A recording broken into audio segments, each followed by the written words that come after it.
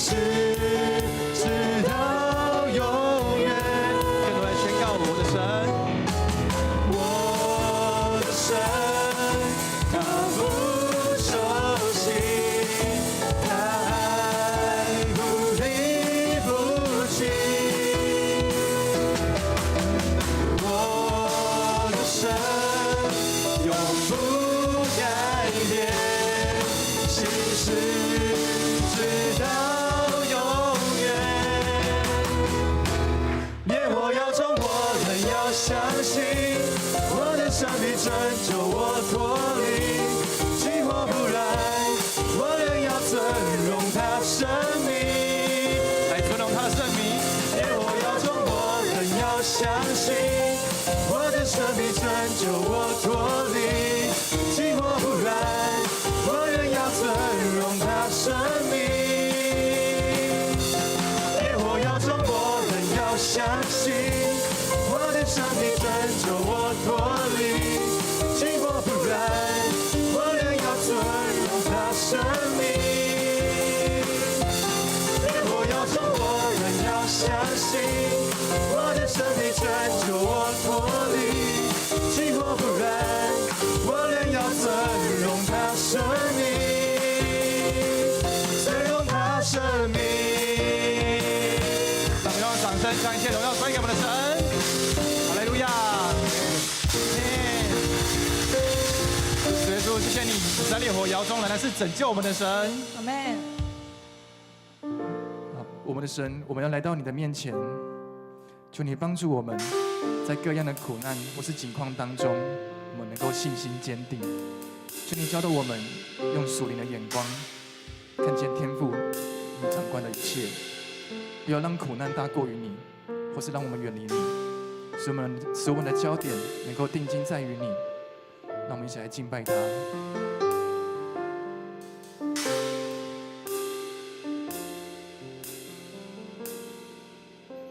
我认识的你是无穷尽的慈爱，我认识的你是良善，我认识的你是永远不会失败，我认识的你是万物的主宰，所以我不问为什么，就算洪水把我的视线淹没，所以我不问为什么，因你坐在宝座，所以我不问为什么，你的公义和信实从不落空，所以我不问为什么，我凭信心而活。我们等等会从主歌继续唱，邀请大家能将主歌的歌词“我认识的你是”后面接成我们所认识的神是什么样的一位神，他有各样的属性，使我们能够赞美；他有丰富的恩典，使我们能够一起来称谢他。让我们用这段敬拜成为我们的祷告，一起来跟他称谢说：“主啊，我认识的你是。”我认识的你是，我听祷告的主，我认识的你是慈爱。来向他敬拜。我认识的你是应允祷告的主，我认识的你是满有怜悯的主。我认识的你是拯救我们的主，我认识的你是救恩。说我们认识的你是，我认识的你是拯救的耶稣基督，我认识的你是荣耀的羔羊。我认识的你是赏赐生命的主，我认识的你是丰富，我认识的你是赏赐恩典主。我认识的你是永不改变的主，所以我不问为什么，是会难过，还有忧伤的时候，所以我不问为什么，日子不总是好过，所以我不问为什么，生命的重有时会那么难承受，所以我不问为什么，一切在他手中。有时候，总有时候，你的时候我等候，牵引我每个角走，路明光直到我。苦与痛又算什么？你冠冕为我存留，要成就其中今生永恒的荣耀。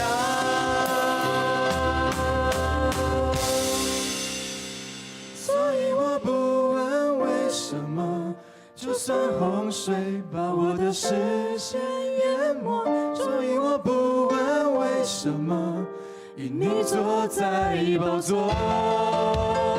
所以我不问为什么，你的公义和信实从不落空。所以我不问为什么，我凭信心而活。坚定的来对他唱。所以我不问为什么，还是会难过，还有忧伤的时候。所以我不问为什么，日子不总是好过。所以我不问为什么，生命的重有时会那么难承受。所以我不问为什么，一切在他手中。不管怎么，不管怎么，我为你活。亲爱的主，我们认识的你是真实的，就如同我们刚才的祷告一样，你实实在在的活在我们的生命当中，这些都是你对我们恩典的记号。主啊，谢谢你，你对我们不再隐藏，使我们能够亲眼看见你。在耶稣基督里，我们看见拯救，还有你的盼望。主啊，在黑暗中，我们也能够看见希望。主啊，为一切献上感谢。我们祷告是奉主耶稣的名求，阿们。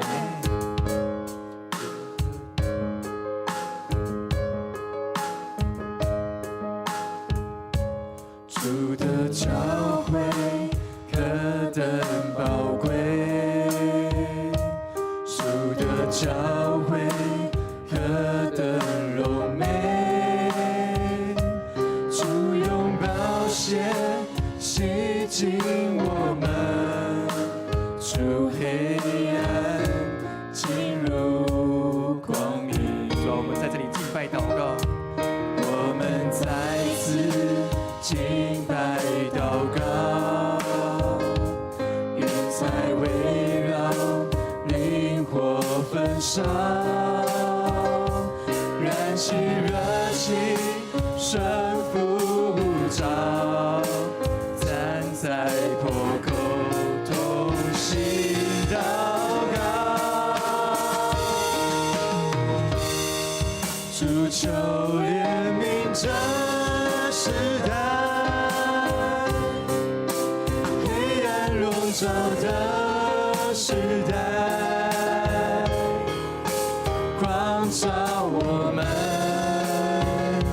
谦卑悔改，为我们造清洁的心，我们同心呼求你，复兴你的教诲，你的子民，让这世界看见我们，就看见希望，黑暗中看见盼望。主啊，让这些看见我们，就能够看见盼望。愿你的祷告成就在我们的身上。让我们说主的教诲何等宝贵，主的教诲何等宝贵，主的教诲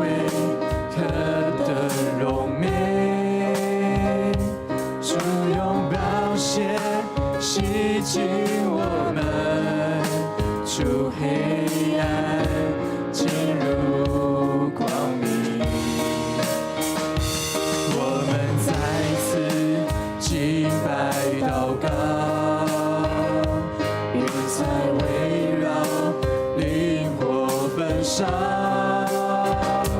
燃起热情，顺服呼召，站在破口同心祷告。哇！求你的怜悯来到这时代，主求怜悯这时代，黑暗笼罩的时代。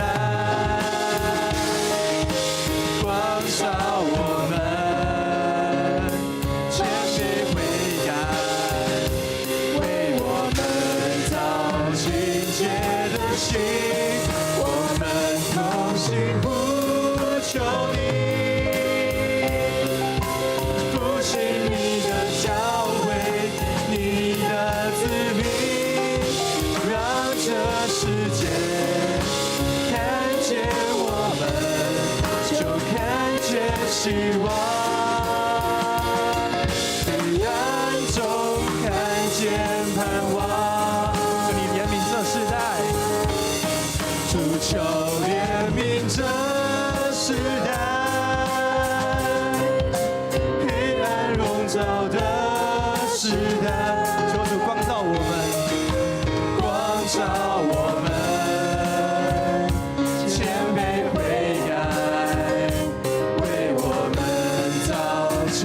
洁的心，主要同心呼求，我们同心呼求你，复兴你的教会，你的子民，让这世界看见我们，就看见希望。黑暗中看见盼望。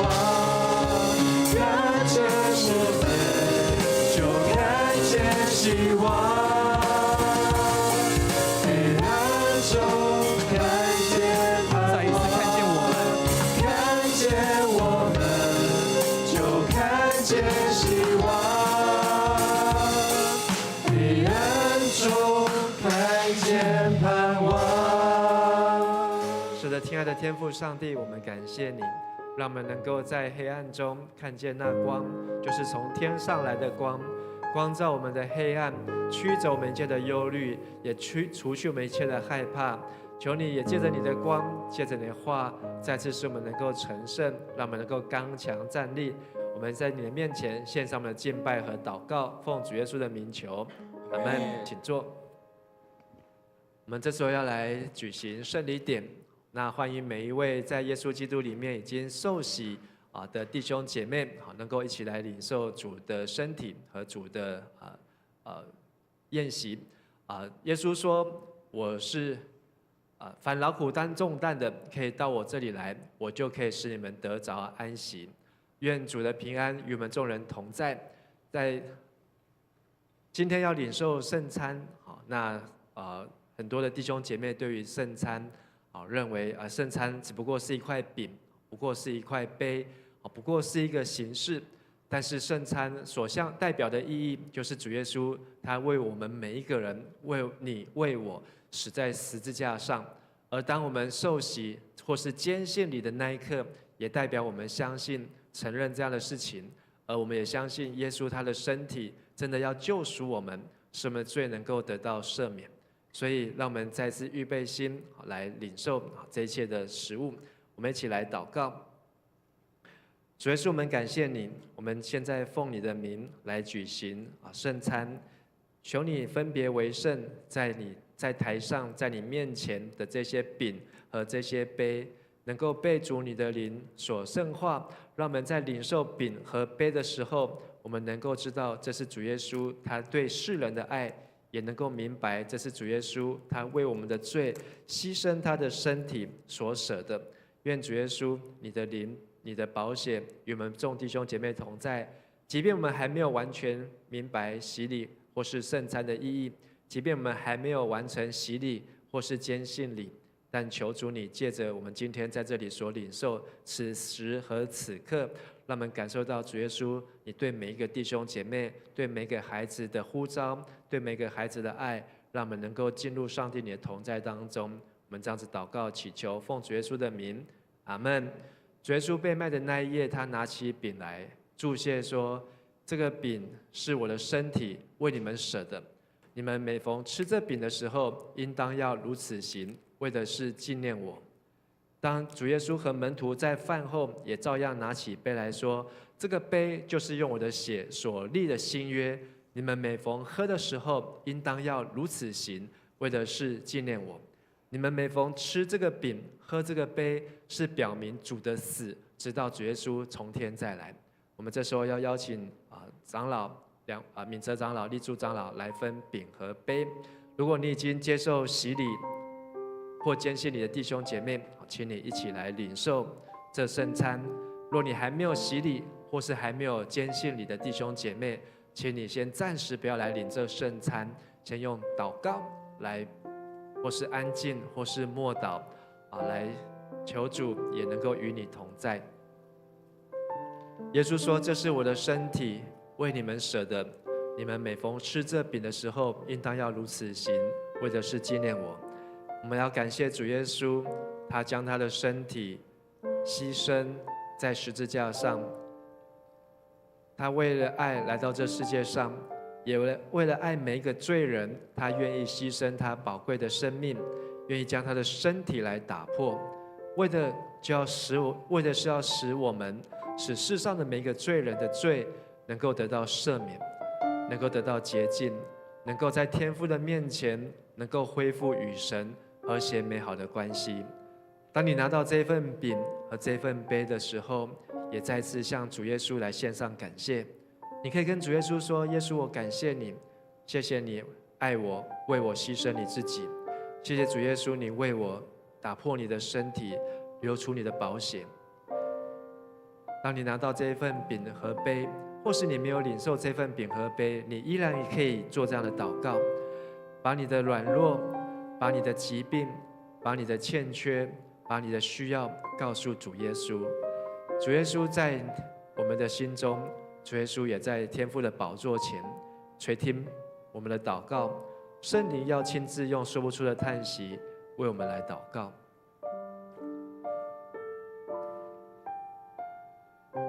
耶稣说：“这是我的身体，为你们舍的。你们要如此行，为的是纪念我。”亲爱的天父上帝，我们谢谢你，今天再一次借着主耶稣你为我们所设立的圣餐，让我们每一个人都能够有一段分别为圣，在你面前安静的时刻。当我们手上拿着这份饼，或是当我们心中所做的这份祷告，求神你亲自来垂听，按着你的感动，按着你的旨意来成就在你的儿女的身上。我们这样子祷告祈求，奉靠主耶稣基督的名求，阿们。主耶稣说：“这是我的身体，为你们舍的，你们应当如此行，为的是纪念我。”我们一起来领受。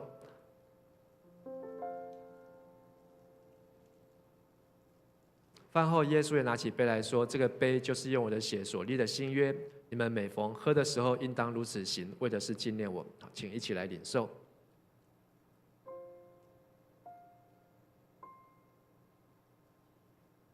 你们每逢吃这个饼、喝这个杯，是表明主的死，直到他再来。让我们再一次来祷告。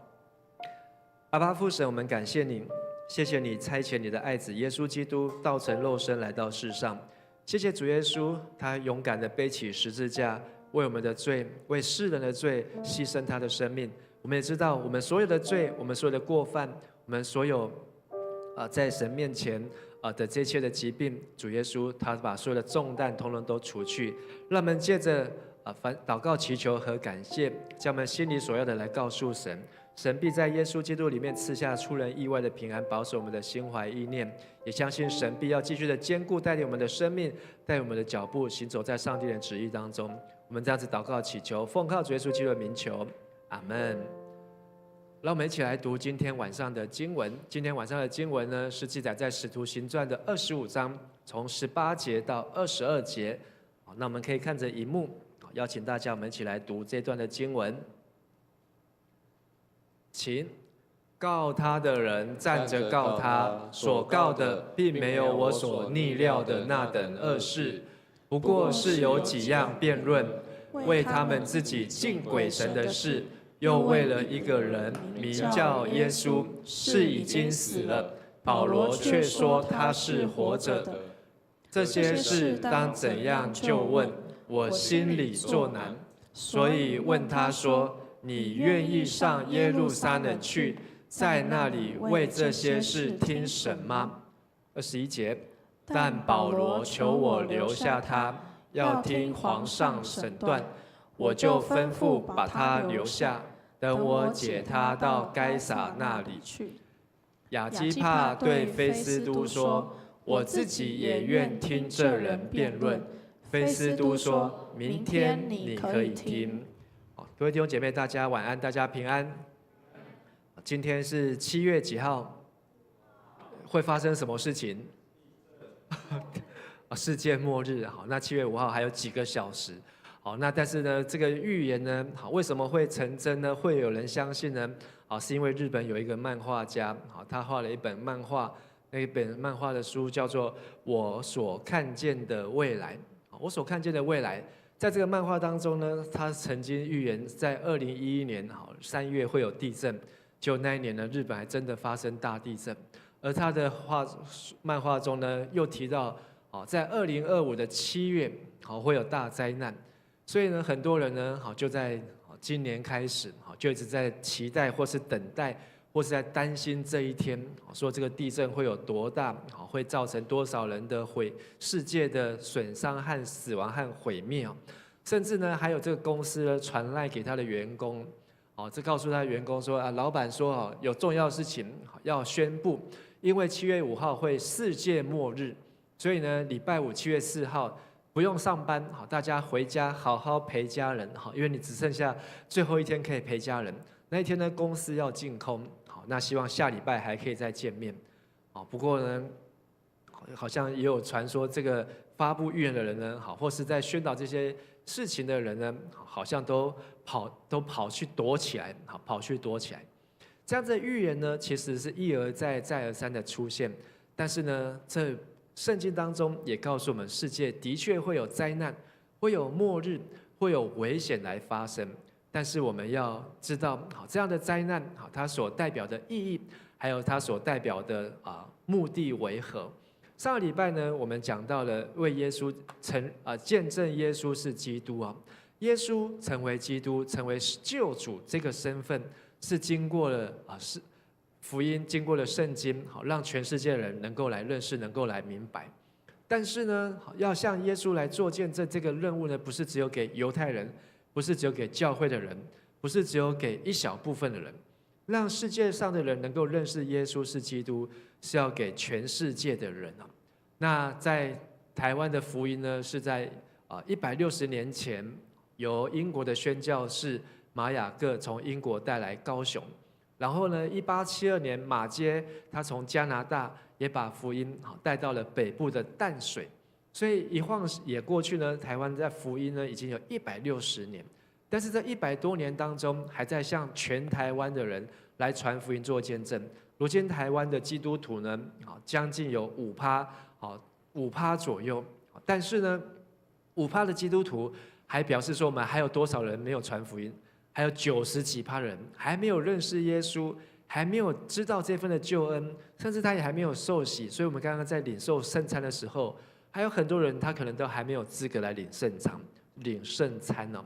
假如我们把圣餐当做一个可以上天堂的一个关键或是门票，那将来发生世界末日，将来这个世界结束的时候，没有受洗没有接受耶稣基督的人，不能够进入天堂不能够到天上的时候，你会看看有多少的人他没有办法得救。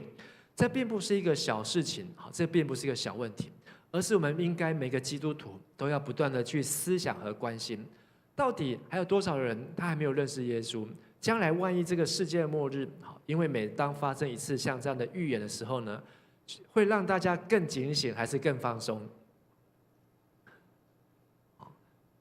我感觉会让大家更放松，因为从1995年，就这个闰8月啊，说中国会有400颗飞弹会打来台湾，一直到现在，但是我小时候年轻的时候有印象，但一直到现在呢，有发生过多少次关于世界末日的预言？但是这一切的预言呢，却让大家越来越放松，因为呢，每一个预言最后都是假的。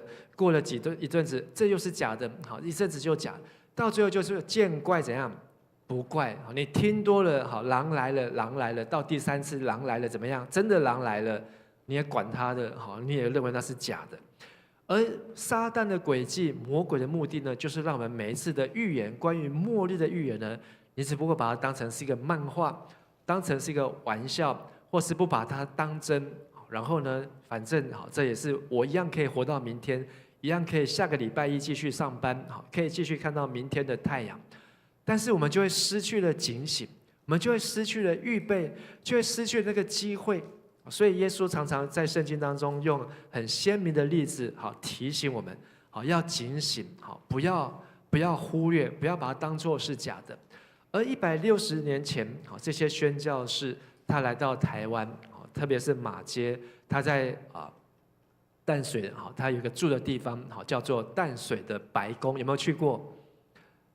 去年好11月迦南教会庆祝59周年的时候，我们有去真理大学做礼拜。做完礼拜的时候，我们大家就有一个行程，就是去参观淡水3宝，其中一个就是这个马街的故居白宫啊。那这个白宫呢，是给马街住的，对当时的台湾人来讲，哇，这是一个西式洋房，是一个很漂亮的房子。但是呢，在今天来讲，它是一个古迹。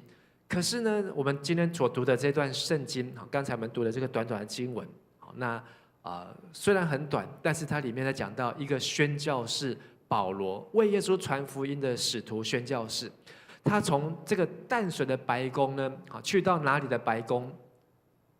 华盛顿的白宫，有没有可能？一个传福音的人，他有没有可能从一个小小的地方，可是能够来到全世界最强的国家的元首？这他的白宫就是给总统住的地方。他能够去到那边，能够为耶稣来做见证呢？这个事情在历史上有没有发生？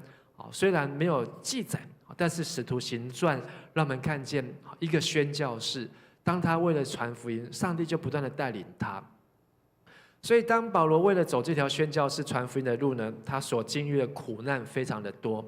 但是苦难越大，见证主的恩典就越大。请大家说一次。苦难越大，见证主的恩典就越大。成为一位基督徒，是祝福比较多，还是苦难比较多？祝福，有没有觉得当为一个基督徒，苦难比较多呢？这几天，我们今年牧区有2位要信仰告白，那他们要成为迦南教会的一员。这几天牧师在跟他们分享的时候，他们有分享，在他们受洗之后，其实也是还是有遇到一些的困难，遇到一些的苦难。但是这些苦难要知道，不过都是短暂的，因为祝福也是短暂，只有真正的祝福是在天上是永久的。好，跟你旁边说，祝福在天上才是永久的，在天上是永久。再对他说，苦难在地上是短暂的，苦难在地上是短暂的。我们今天报告会有那个使徒行传的考试吗？还有考试哦。好，那今天牧师我不是泄题，因为我不知道他们出什么题目。好，但是牧师赶快把握机会，然后帮大家来复习一下。使徒行传呢第13章呢，我们可以看到保罗他传福音的脚踪，已经从耶路撒冷一路往北，去到了这个叙利亚的安提阿。好，接着呢他出去布道呢，来到了亚细亚比西底的安提阿。可是，在那边他遇到了人家的嫉妒，人家的毁谤。14章呢，他又继续往前走，来到了以哥念。在以哥念这个城市呢，被人家凌辱，被人家用石头打，甚至打到了路斯德，用石头打到人家都觉得他死了，把他拖出去，拖到城外去，好像这个废弃的这个尸体乱葬岗，把他丢在外面。结果他居然没有死，还爬起来，而且还走回城里面去。到了15章，保罗呢，他去到了欧洲的第一个城市呢，腓立比，在那边建立了欧洲第一间教会——腓立比教会。但是当他建立起教会，也有遇到那里的苦难，他被人家控告，甚至被关在监狱当中。那到了17章呢，他这个腓立比的他又继续往前，来到了帖撒罗尼迦。在帖撒罗尼迦呢，有犹太人对于保罗这些传福音人的嫉妒呢，所以他们就煽动很多的犹太人，煽动群众闯入他所住的家，并且在那边制造纷争。到了19章呢，保罗必须离开帖撒罗尼迦，去到了庇哩亚，又去到了雅典，后来又去到了哥林多，后来呢第3次布道旅行，他来到了以弗所。在以弗所的时候呢，他也传福音非常的成功，因为在这边训练了很多的门徒，把耶稣基督的名呢传遍了亚细亚那一带，都听见了耶稣。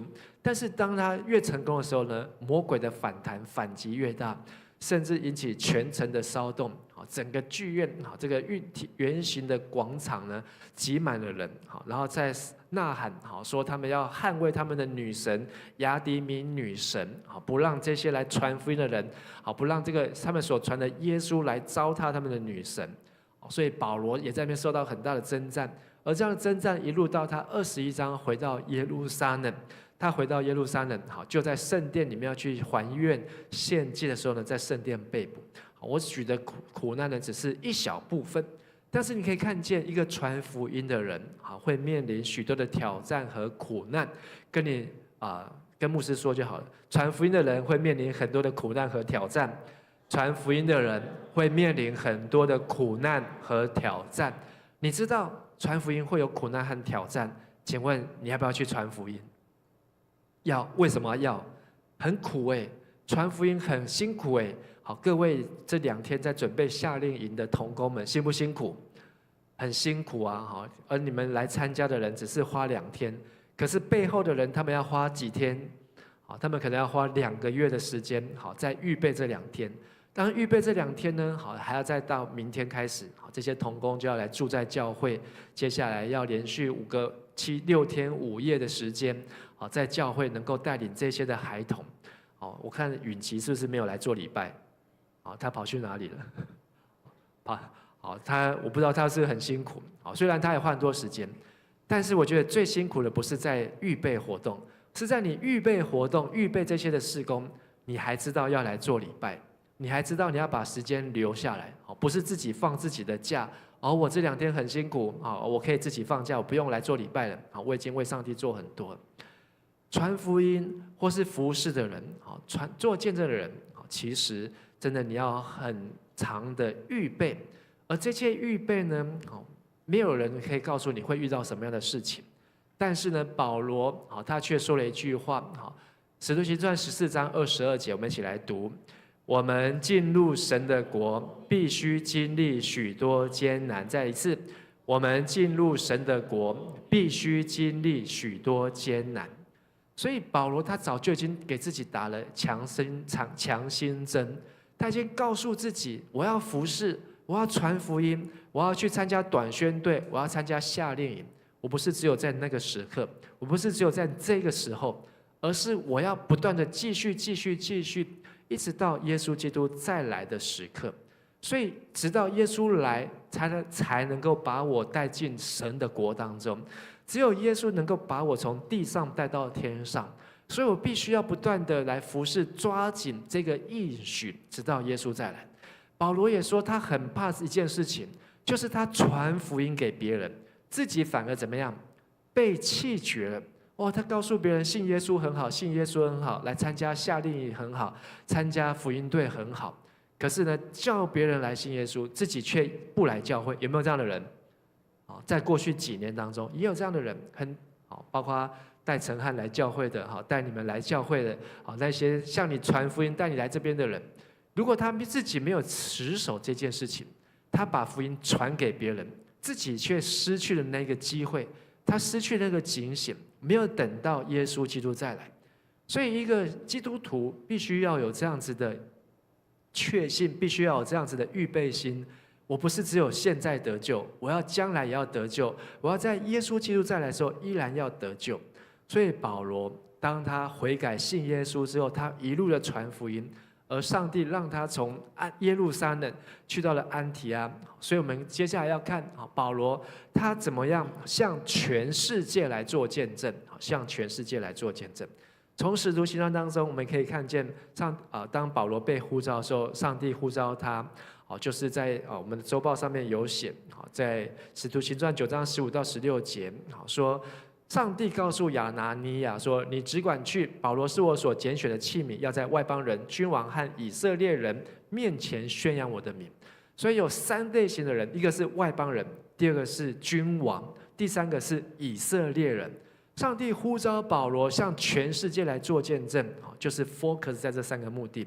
然后呢，神也指示他，我要保罗要为我的名必须受许多的苦难，所以又讲了一次。所以我们来看保罗，他向外邦人做见证。外邦人他怎么样向外邦人来做见证呢？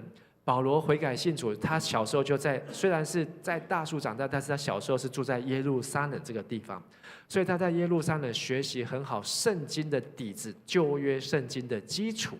但是呢，当他听见有一群基督徒信耶稣的人，他很生气，所以他就一路的捉拿他们，去到了叙利亚。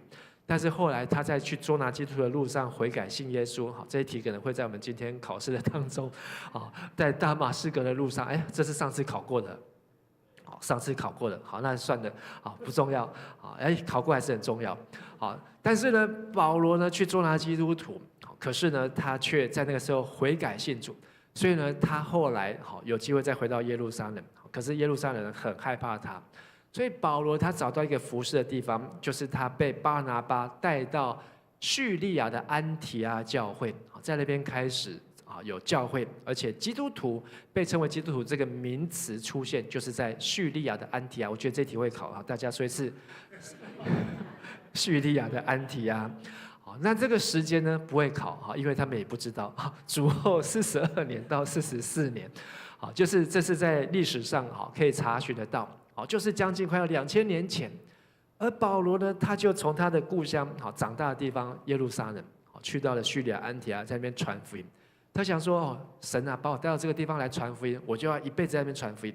但是呢，上帝又继续带领他，第一次布道旅行，接着第2次布道旅行，他来到了更远马其顿亚该亚的哥林多。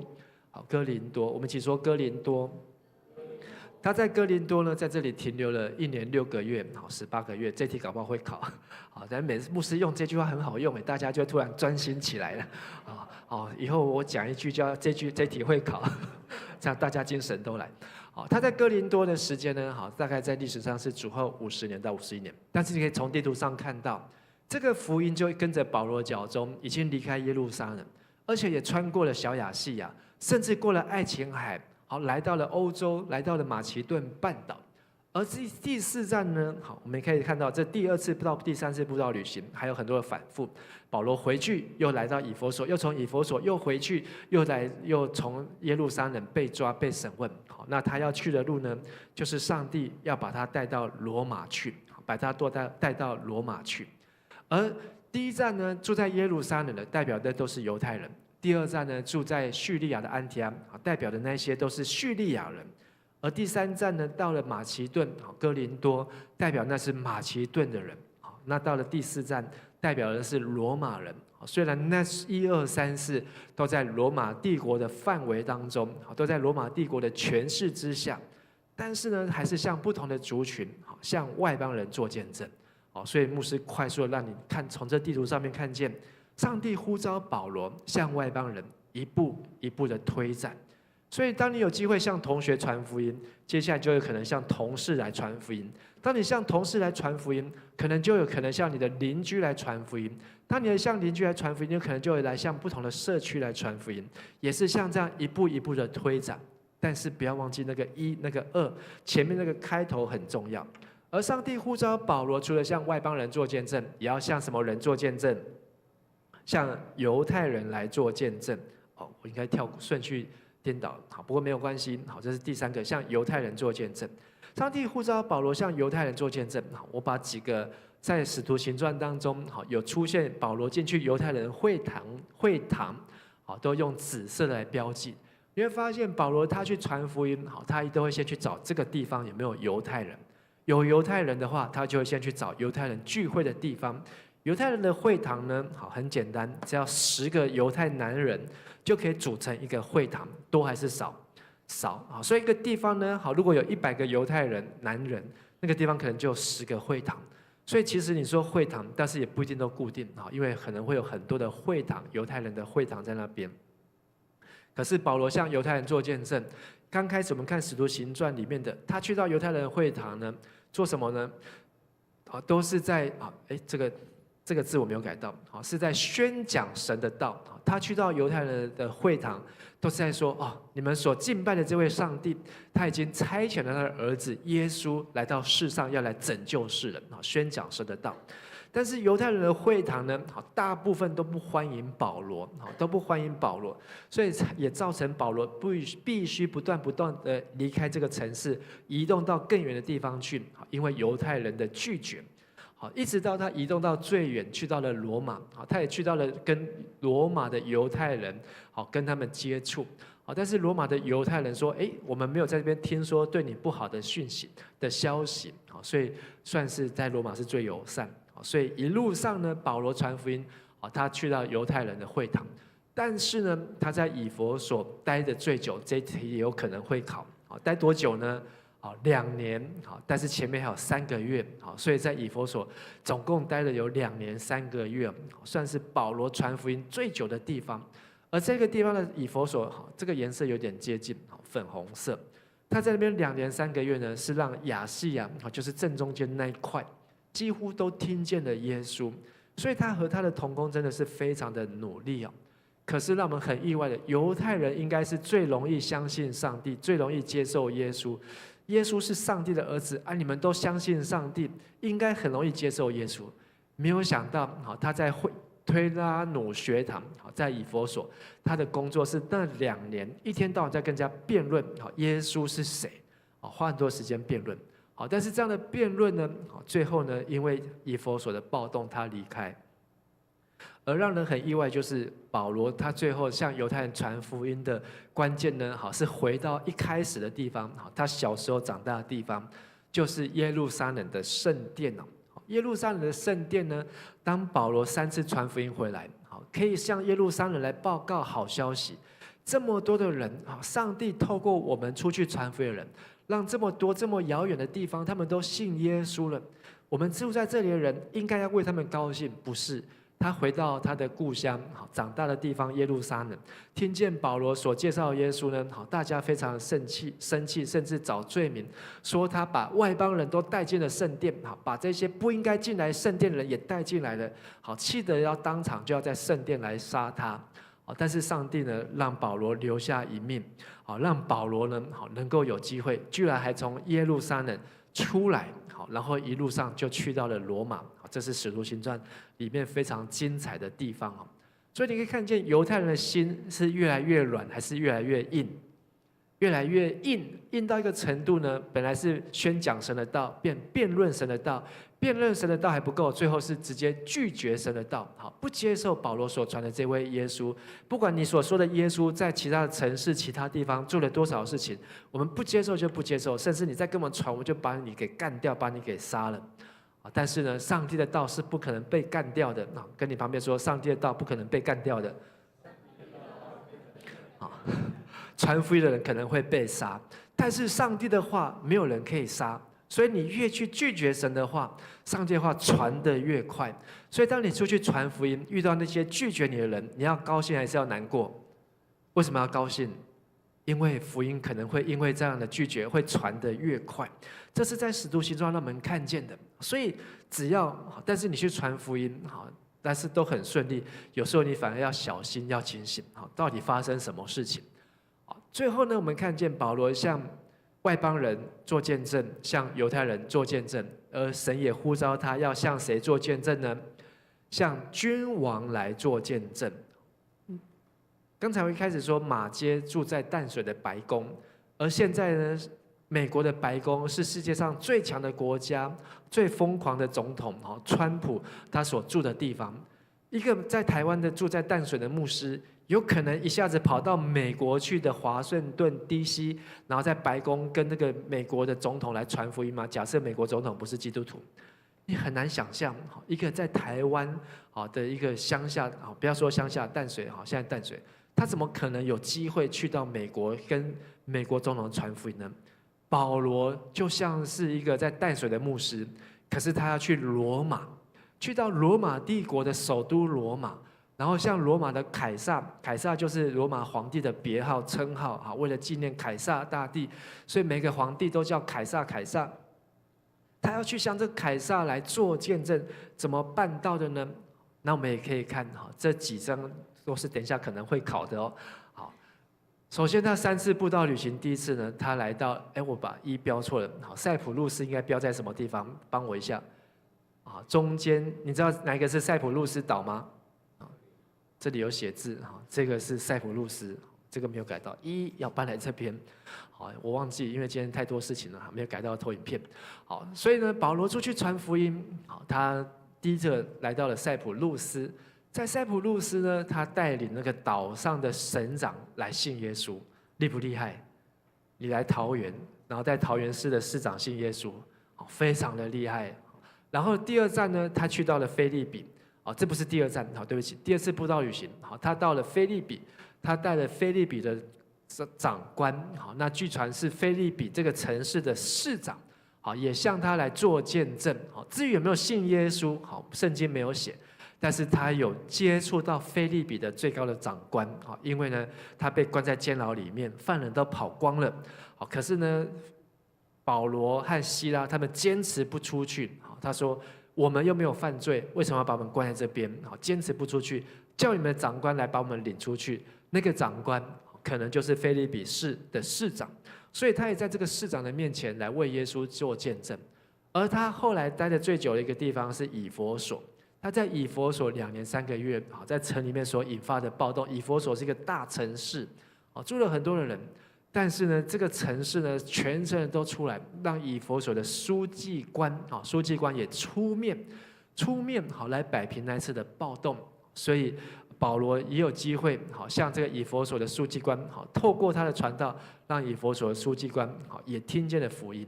那保罗呢，好当他被带回来到耶路撒冷，甚至被抓的时候呢，他在耶路撒冷有像千夫长。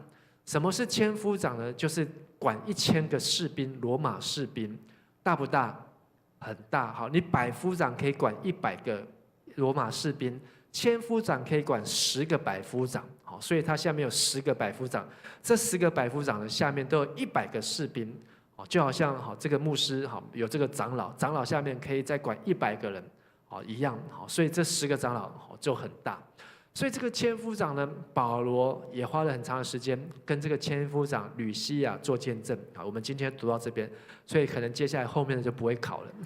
好，但是大家不要晃神，魂游向外。他也像耶路撒冷好的总督腓利斯，这个腓利斯呢有2任，第1任呢是腓利斯，好，第2任腓利斯被免职之后，好，下一任的总督菲斯都，保罗也用了2年多的时间。好，从耶路撒冷到该撒利亚，好来向好这一些的总督好来做见证。好，那个5呢，好也是没有改到，5是在该撒利亚，好在这个地方，这个1要在这里啊，那个5要在这里。好，大家知道就好。等一下考试应该不会考地图了，好，所以没有关系。好，但是呢，好重点的是保罗最后也被带到了罗马，带到罗马他见了谁？好，他见到谁我们都不知道，唯一知道呢，好就是有一个人。就是《使徒行传》路加福音一开始提到的作者，叫做什么人？什么名字？什么罗？提阿非罗。好，提阿非罗。所以路加花了呕心沥血，写了2卷书，《路加福音》《使徒行传》，写给这个人。那大部分的学者都认为，这个提阿非罗，要么他就是一个辩护律师，他要去在罗马帮保罗打官司。要么他就是一个审判官，好，他可以审判保罗的案件，好，所以路加自己担任律师，帮保罗写了完整好的为什么他会被告到这个地方来，好，所以很长一篇啊，好，这么长一篇，好，但是很慎重，所以这个提阿非罗，好，一定是一个来头不小的人物，好，那所以我们看见保罗他最后好也从他的出生的故乡一路他到了罗马。能够在不同的城市，像省长也好，像市长也好，像书记官也好，像千夫长，像巡抚，总督就是省长，省长，就是好几个市就是一个省，所以省长要比市长更大。甚至他还有机会像犹大王，因为王呢就管省长所以这个地区的王呢，他也有像犹大王亚基帕，我们接下来这个礼拜读使徒行传就会看到这一段，他直接在亚基帕王的面前讲了一篇的见证，这篇的见证让亚基帕都差一点都想要成为基督徒，所以这是保罗在他生命当中传福音的。回到一开始，当保罗他传福音遇见许多的苦难，但是呢，当他每次生命遇到危险的时候呢，上帝却提醒他。我们一起来读《使徒行传》23章11节。当夜，主站在保罗旁边说：“放心吧，你怎样在耶路撒冷为我做见证，也必怎样在罗马为我做见证。”我们的这个立柱长老曾经开了一家咖啡厅，就叫做什么？放心吧，是从这里出来的。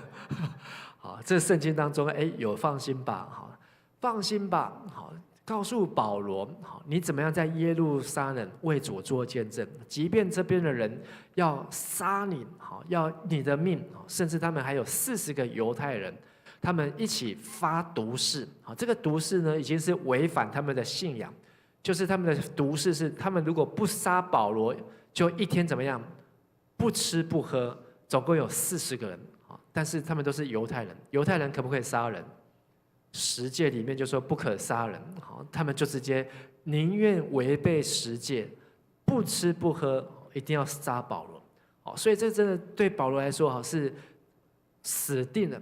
可是他居然逃出来，反倒是那40个犹太人，如果到今天还活着的话，他们可能已经2000年没有吃饭了。不杀保罗就不吃不喝。保罗从那个地方逃出来之后，大概还活了10几年，那些犹太人大概这个事呢，都没有。可是呢，但是上帝给保罗一个强心针，一个为耶稣做见证的人，即便他遭遇的困难、危险、艰难再大，但是只要记住3个字，怎么样？什么吧？放心吧，放心吧，你只要继续为耶稣做见证，上帝会继续带领你前面的脚踪。放心，就是说不要忧虑，不要为明天担忧，不用害怕，不用沮丧，不要因为这个人拒绝、不相信、不接受，然后你就沮丧，不是，因为一切都在上帝的手中。所以今天这篇信息，牧师要跟大家分享，就是保罗他有没有向全世界来做见证？有。今天在有多少的人的名字叫做保罗？我的英文名字也叫做保罗，不是我自己取的，是我国小5年级的时候，我爸爸帮我取的。那时候我们在看录影带学英文，那时候国小没有英文课这种东西，国中才开始学 KK 音标。但是国小5年级，我爸就去买录影带，让我们看录影带学英文。学英文就是 This is what's your name？ 我们没有 name， 我爸呢，就帮我取了一个保罗，把我弟弟叫做彼得，把我的妹妹叫做玛利亚，都同用圣经的名字，所以我们那时候小时候的英文名字都是跟着圣经来的。但是呢，保罗这个人，他向为耶稣来传福音，可是神也提升他，让保罗成为一个全世界都认识的人物。就算你不认识圣经的保罗，但是在你的身边，可能有人叫做保罗，可能有圣保禄，天主教叫保禄，你有可能圣保禄医院有没有？这也是保罗。那还有在很多的地方，有很多用保罗来命名的保罗街等等，所以这都在向全世界来做见证。保罗他把福音尽他一生最大的努力，从耶路撒冷带到哪里去呢？带到现在这个世界的中心。如果这张地图来看，罗马帝国就是世界中心。他透过罗马帝国，又让这福音扩散到哪里呢？在这2000年来，这个福音就跟着罗马帝国不断的传开，扩散到了全世界。这个图有点不太清，可以把这个从世界中心把它放大出来。所以全世界各种的，不论是外邦人也好，是君王也好，是犹太人、以色列人也好，都持续的在这福音当中。外邦人，今天我们的外邦人是谁呢？我们今天的外邦人不像犹太人，你只要不是跟我犹太教就是外邦人。今天我们的外邦人就是跟我们不同语言、跟我们不同文化、跟我们不同背景、被语言文化所隔阂的，所以我们不能够互通，但是我们一样能够来向他做见证。这是我们今天的外邦人。那谁是我们今天的君王呢？今天的君王好像我们是选举，所以君王会一直换、一直变。我们有政治、有政党，但是向君王来做见证，就是我们的基督徒传福音要超越政党、超越政权上面的敌对。基督徒是蓝的还是绿的？基督徒是不蓝不绿。跟你旁边说，基督徒是不蓝不绿。那是白的吗？也不白。那基督徒是什么呢？基督徒的颜色，你可以说它是透明的。我很喜欢这个答案。基督徒是什么颜色？透明的，看不出来你是什么颜色。我请问你，耶稣是什么党？耶稣是什么颜色的？那时候有奋锐党，那时候有法利赛，那时候有很多的党。耶稣他有属于法利赛、加马列，还是奋锐党，还是撒都该党吗？没有。耶稣他没有，他有算是施洗约翰、爱色尼那一党吗？也没有。他是让你看不出来。所以基督徒传福音是透明。透明的目的是做什么呢？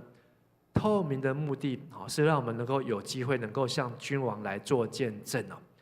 所以如果你是一个绿色的一个基督徒，如果你是一个绿色基督徒，你要向蓝色的总统做见证，那个总统会不会接受？他只要一听到你穿绿色的背心来，怎么样？他马上就先入为主，你说的绝对他就给你唱反调，唱到底。是反过来，今天你是一个红色的，要向白色的来做见证。但是我有基督徒能够穿上一件透明的耶稣的衣服，你要向任何人做见证，他也看不清楚，他也摸不透你，他也摸不着你。所以基督徒要向君王传福音，就是要成为透明的，能够超越什么？超越政党、超越政权上面的敌对，你能够找出一条路。曾经这个白色的力量就找到一个超越蓝绿，我觉得他很厉害。台湾蓝绿这个吵了大概快要20年了，结果居然有个白色的就从这夹缝当中出来。只是这个白色在10年后把这个大好的机会变成了一场这个不堪入目的戏，不堪入目的戏也玷污了这个颜色。所以需要更有下一代，更有智慧，真的能够超越政党，超越颜色。而传福音最困难的不是向外邦人，最困难的也不是向君王，传福音最困难是向谁？爸爸妈妈不是，向以色列人，就是向犹太人来传福音。所以你可以看到犹太人怎么样的拒绝福音，拒绝神的道。因为他们因为活在律法底下，所以保罗他已经在罗马书就看穿了这件事情。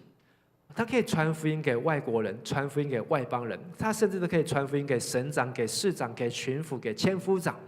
可是他却居然没有办法传福音给犹太人，因为犹太人为什么没有办法接受福音？因为他们都活在律法以下，他们被律法所掐住、所绑住，所以这需要有圣灵的大能能够来帮助，也有透过上帝的话。所以你要传福音给犹太人，你需要能够有一个智慧，能够解开旧约到新约之间的矛盾。很多的犹太人他只是看旧约，新约不能接受。可是当你能够解开，新约跟旧约并没有冲突，新约和旧约是一贯的。当你能够帮助犹太人看到这一点的时候，你就有机会能够像这一群的犹太人，最有聪明、拿最多诺贝尔奖的以色列人，可以向他们来传福音。当以色列这个国家能够变成像美国这样的国家，你看美国的这个为什么要对以色列这么好？因为美国他们也深信，他们要向以色列来传福音，要让以色列也能认识这位上帝，他已经差遣他的儿子耶稣来到世上。所以川普总统他是一个有信仰的总统，他所做的很多的一切，也有很多的人认为他是为信仰所做的，但是我们不是真的很了解、很明白。但是当你出一个信仰的时候，你会有一个把握住机会，向全世界来做见证。好，我们来把这个《使徒行传》的第9章啊，上帝对亚拿尼亚所说的，我们来读一次。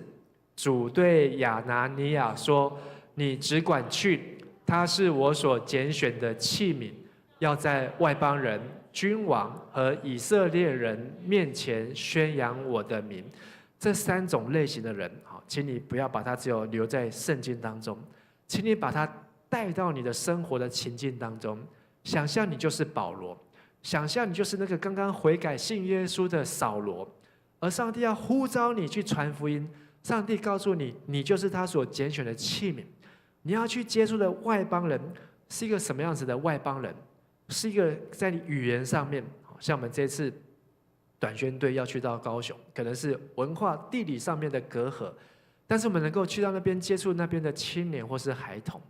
好，那像这个礼拜也有 AVN， 好，那他们从美国来。好，那如果你有参加这个礼拜3，我们有很多同工都有参加，好，可以听到这个 AVN 张牧师的分享。他来了台湾21年，他所做的是每个对他的教会一点好处都没有，因为他所带来的人也不都是他教会的年轻人。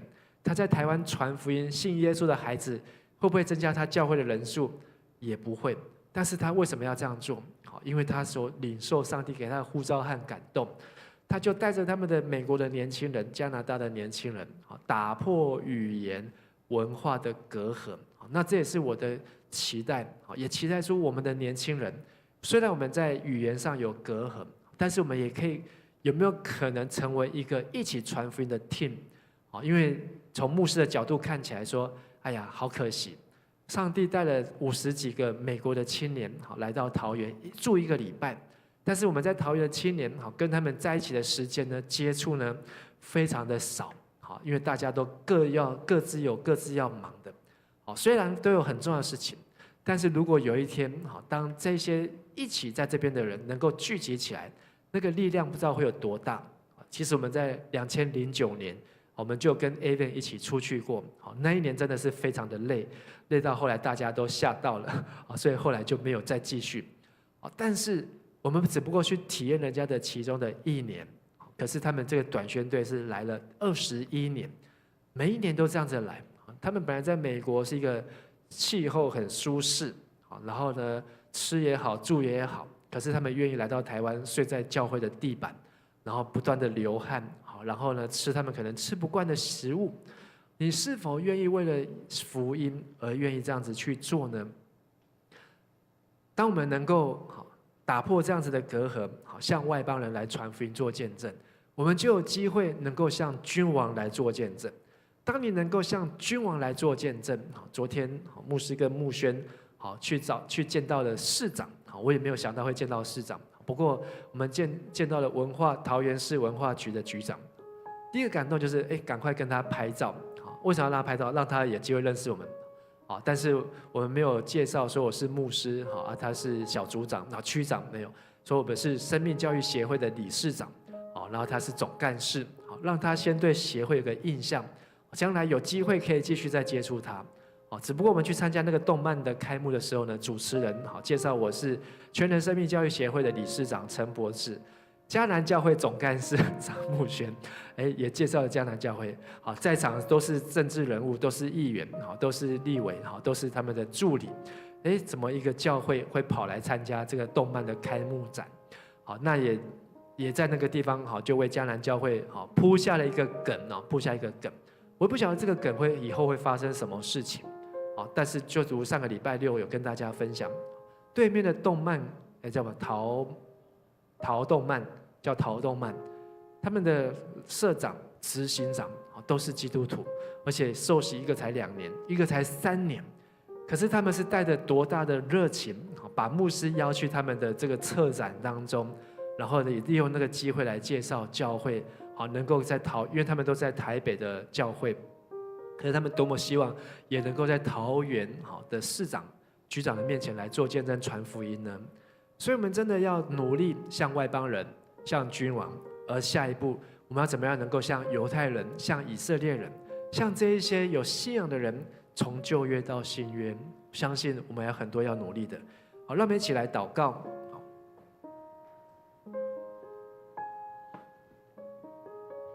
当我们要祷告的时候，我要请大家安静一下来思想：如果马街他没有放弃他在加拿大的生活，马雅各没有放弃他在英国的生活，他为着自己而活，不晓得上帝会派谁来到台湾，不晓得上帝会带谁来到高雄和淡水，而这个福音不晓得要多久，我们才能够有机会听到。这个耽搁很有可能是20年，或是50年，或是100年。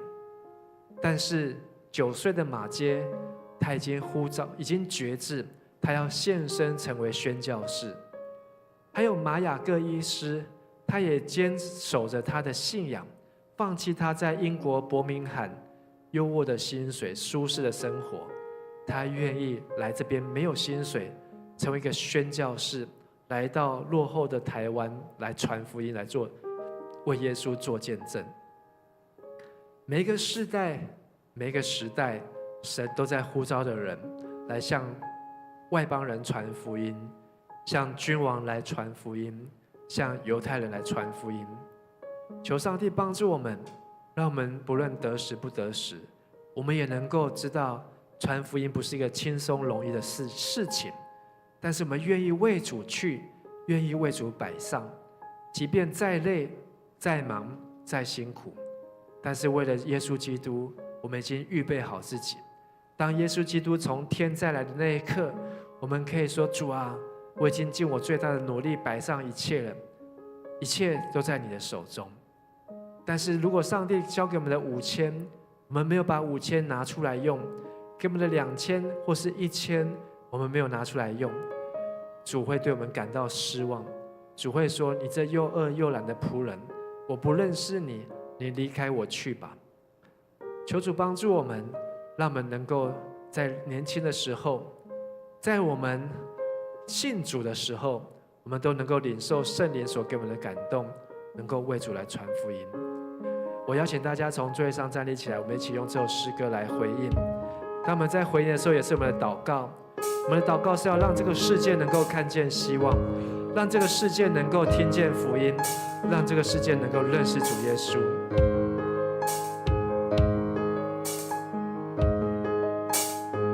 教会，主的教会何等宝贵，主的教会何等荣美，主用宝血洗净我们，出黑暗进入光明，我们再次敬拜祷告，云彩围绕，灵火焚烧，燃起热情，顺服呼召，站在破口同心祷告。主求怜悯这时代，黑暗笼罩的时代，光照我们，谦卑悔改，为我们造清洁的心，我们同心求你复兴你的教会，你的子民，让这世界看见我们，就看见希望，黑暗中看见盼望。在这次 AVN 台湾来的团员当中，我们发现80%都是在20岁以下。这群年轻人只有不到20岁，可是他们愿意从美国、加拿大来到台湾，他们愿意为了耶稣来成为一位宣教士。虽然他们知道的有限，但是他们的热情无限。当我们一起和他们在祷告会祷告敬拜的时候，他们是主动的来到台前，他们为主歌唱，他们为主疯狂，他们为主摆上一切。他们知道这很辛苦，他们知道这要付代价，但是他们就是很单纯单单的为耶稣来做见证。亲爱的弟兄和姐妹，可能你已经离开20岁，超过20岁，或是你已经离20岁有一段距离，或是牧师已经离20岁非常的遥远。但是上帝不是看我们的年纪，上帝是看我们的内心。你的内心里面是否有一个热情，愿意为耶稣而火热？在你的内心里面是否有一个热情，愿意向外邦人来传福音？当我们开始有向外邦人传福音的行动，你就有机会能够向君王来做见证，你就有机会能够向以色列人、向犹太人来做见证。这是上帝给保罗的呼召，也是给每一个基督徒的呼召。当你要向全世界来传福音，你要从为耶稣基督来做见证开始。求上帝帮助我们。我们等一下在唱这首诗歌的时候，我要邀请大家用祷告的心为你自己来祷告，求上帝能够使用我们，能够为主的教会火热，为主的福音能够来宣扬。主的教会何等宝贵，主的教会何等荣美，主用宝血洗净我们，出黑暗进入光明。我们在此敬拜，我们在此敬拜祷告，云彩围绕，云彩围绕，灵火焚烧，燃起热情，燃起热情，顺服呼召，站在破口同心祷告，主求怜悯这时代，求主帮助黑暗笼罩，黑暗能够来驱散一切的黑暗，让主的光能够光照桃园，光照下一代，光照神的仆人，还有神的使女。我们早清洁如新，我们呼吸，我们同心呼求你，复兴你的教会，复兴你的教会，你的子民，让这世界看见我们，就看见希望。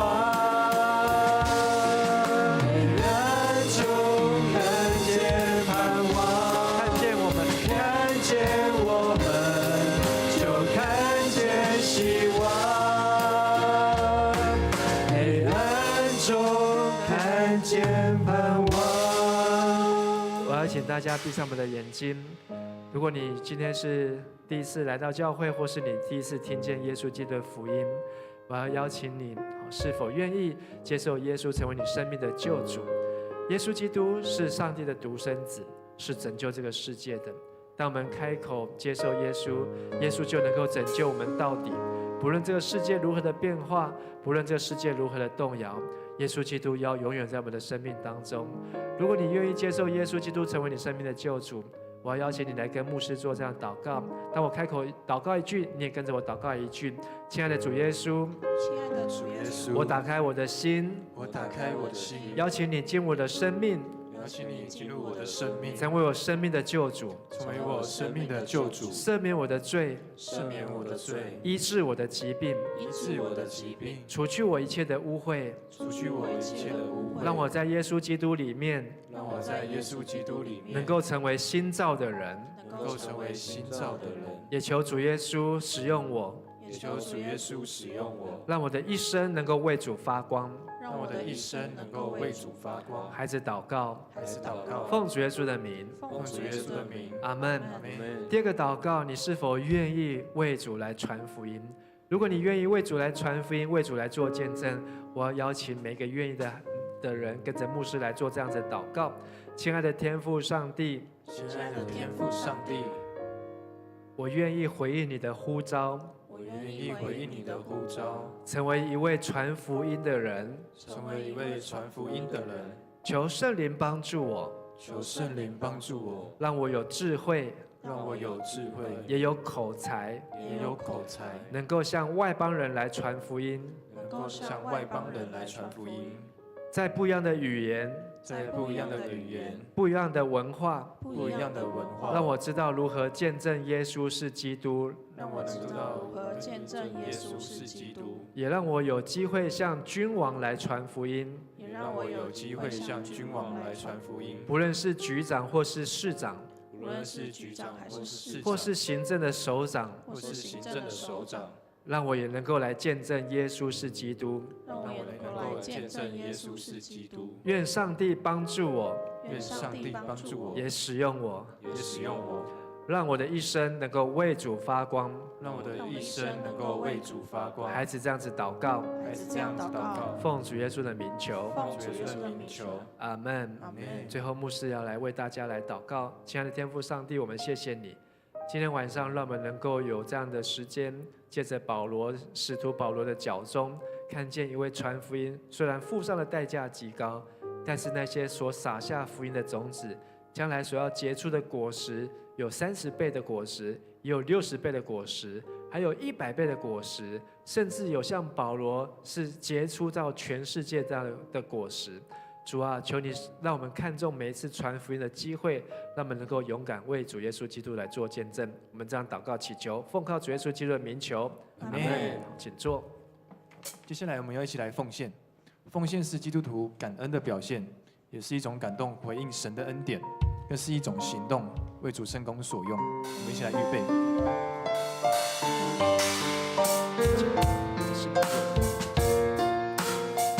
献上我生命，为你所用，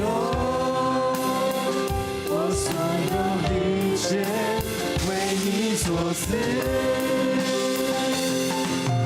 而我有什么不能够给你？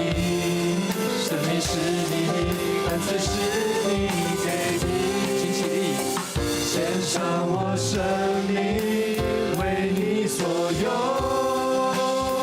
我能有什么不能给你？赏赐在于你，收取在于你，用我为你的尊贵器皿，一生为你成为祝福。爱我们的天父上帝，孩子献上满心的感谢，谢谢你让我们有机会能认识你，谢谢你拣选我们成为你的器皿，让我们有机会向身边的人传福音做见证。即便有时候我们会遇到困难，但你总是引领我们走过这些困苦。现在孩子献上时间、金钱、才能为你圣工所有，求主来悦纳。祷告都是奉靠耶稣基督的圣名求。阿门。让我们来更多来敬拜，求神，我们一起来跟神宣告，求神赏赐给我们急迫不然的信心。是的，主，在这世上没有人能够像你。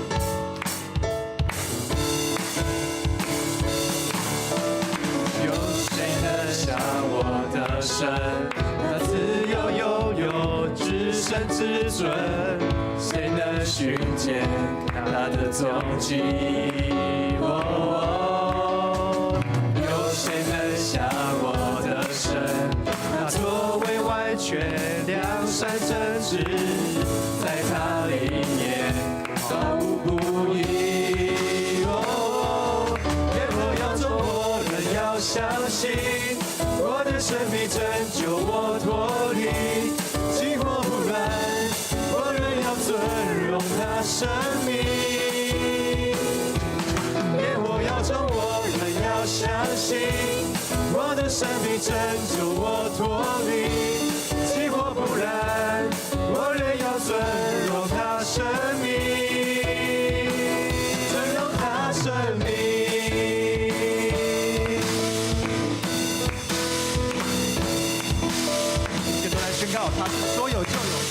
的神。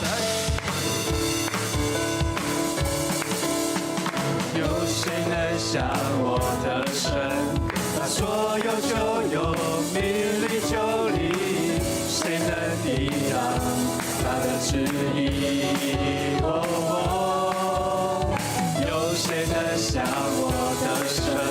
他作为完全，良善诚实，在他里面毫无不义。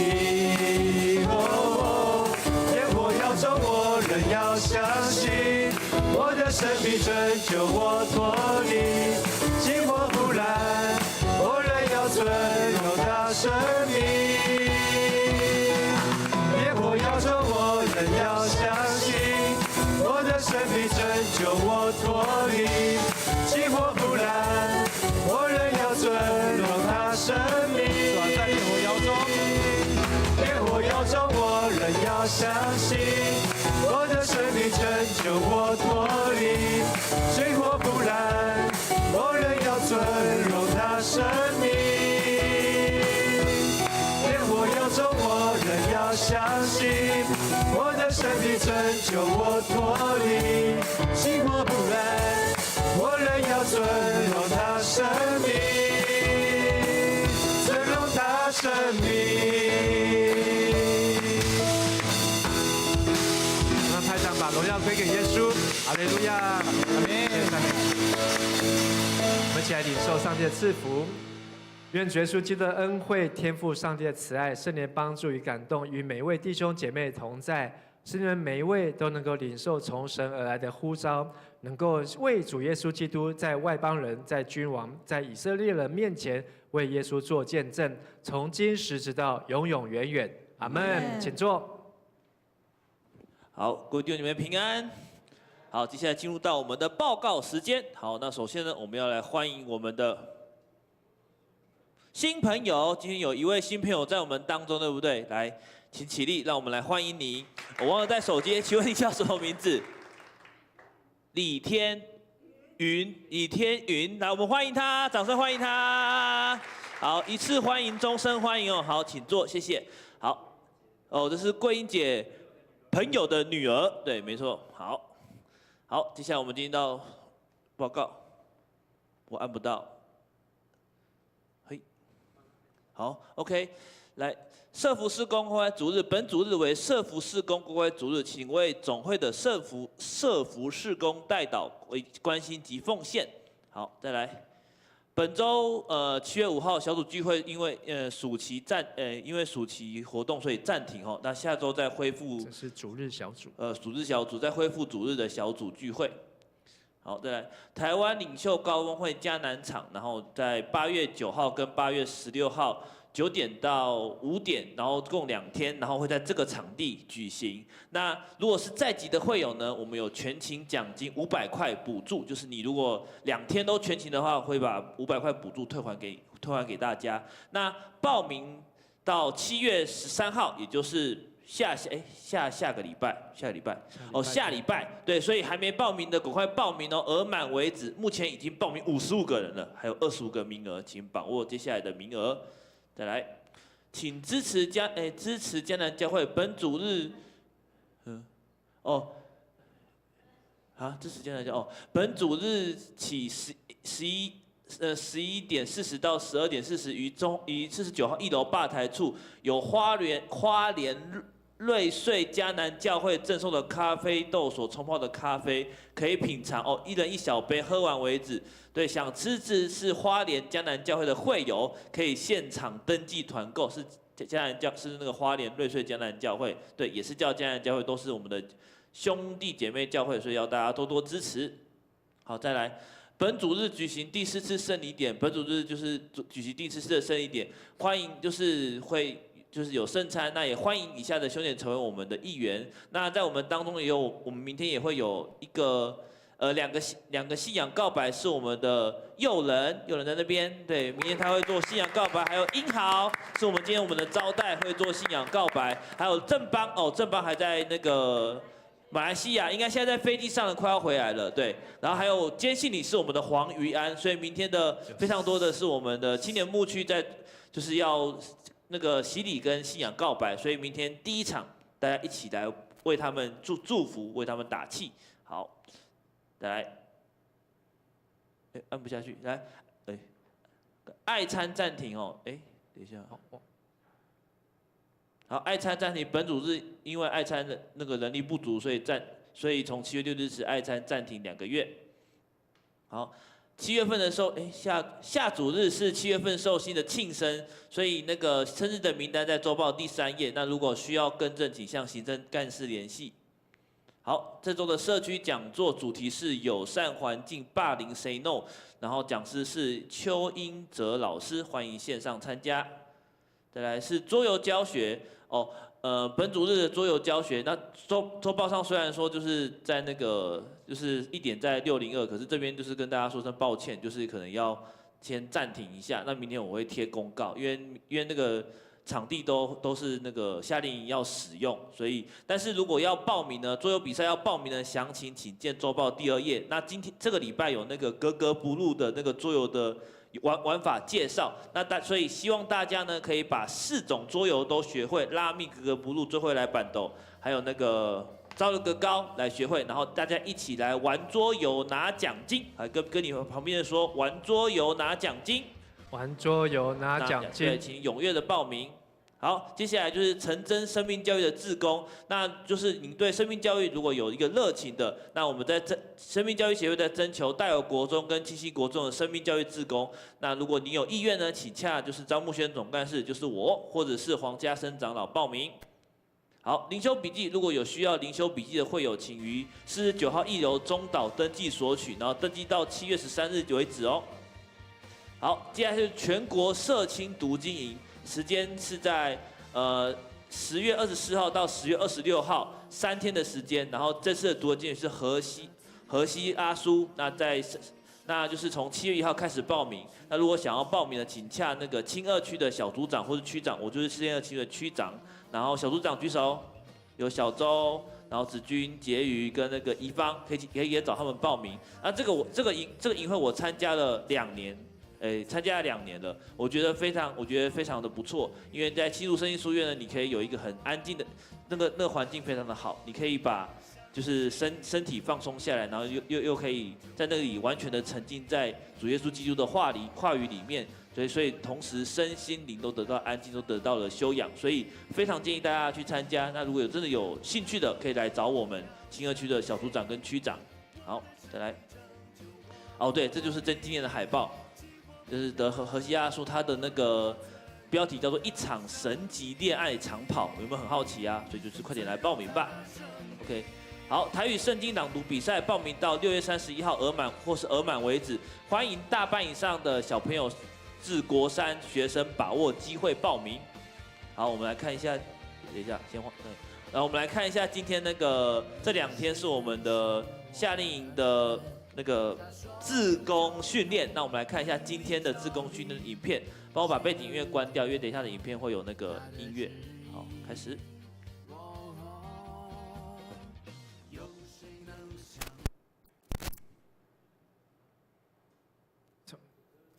声音就出来。先把。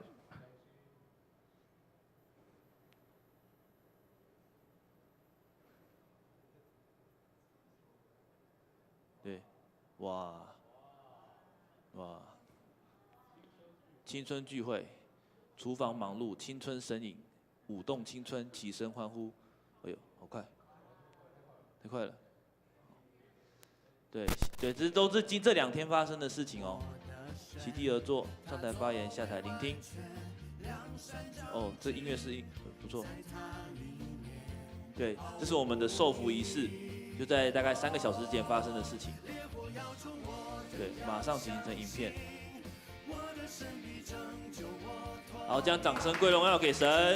然后跟大家说明哦，这个影片呢是蒋逸飞剪的。那蒋逸飞他是今天大概3点多才开始学，所以他3点开始学，他就可以马上剪这个影片的。所以呢，来夏令营当志工呢，不是只有单纯的服侍小朋友而已，自己也可以得到生命的成长。所以就是如果明年有要参加的话，就是大家一起来获得生命的成长。我们再次将掌声归荣耀给神。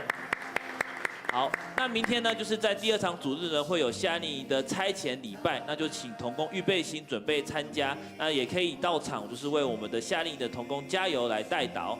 好，接下来就是很重要的时间呢，就是我们的使徒行传考试啊，大家准备好了吗？刚刚牧师已经泄题泄很多了，希望大家等下都有好成绩。将我们的时间交给我们的子君，掌声。嗨，大家好，我是子君。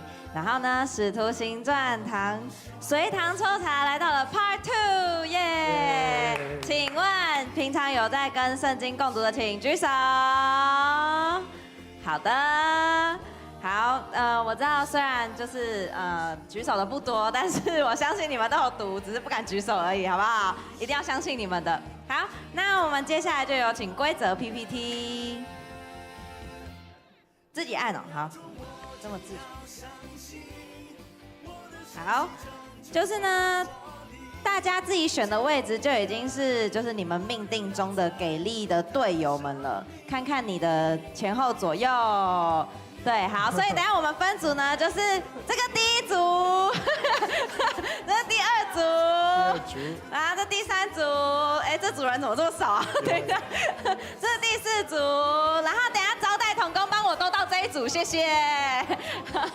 哎，这不公平，那怎么办？我来自己一组。那牧师自己，我跳组，给力。牧师跟我一起当那个评审好了，牧师。好 ，OK， 好，那我们的就是我们游戏的策划人非常的善良。他说：“哎，等一下，先坐下哦，不可以，现在还不可以开始走哦。好，就是还不可以。哎，等一下，好，那我们的那个金节都在我们的椅子下面。那等一下呢，就是每一组要一起就是完成这个金节。那这个金节呢，它上面有一个错误，所以等一下每一组会拿到1张纸。等一下，请你把这个错误填写在这张纸上面。然后这张纸除了要填写错误的地方，还要。”为什么会有把椅子拿起来的问题啦？好，然后等下除了要填写错误的地方，然后修正之外呢，你还要填写你拼出来的这个经文的章节，可以吗？好，那如果你完成了，就请你将白纸举高，就会有人去帮你确认是不是对的，然后呢，跟确认你修正的字是否正确。那最快的那个要扣分，那个在干嘛？在干嘛？啊？在干嘛？来，手背后面不可以碰，谢谢。哎，好失控。好，等一下呢，啊，可以翻圣经。那个我们的游戏策展人非常善良，不知道为什么这么善良。好 ，OK， 好，等一下音乐开始的时候才可以开始哦。好了，准备好了吗？最快组获胜哦。好，音乐下，音乐没有下，啊，有了。